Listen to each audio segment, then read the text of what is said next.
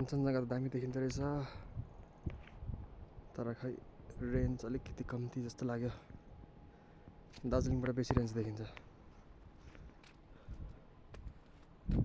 रस यार रिङ्गटा चले जस्तो रहेछ हल्का, कोही प्रब्लम छैन। हो माई गुडनेस, लड्दैन।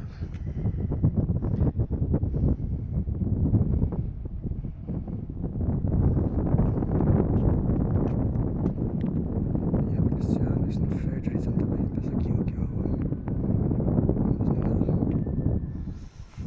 सो ठिक छ।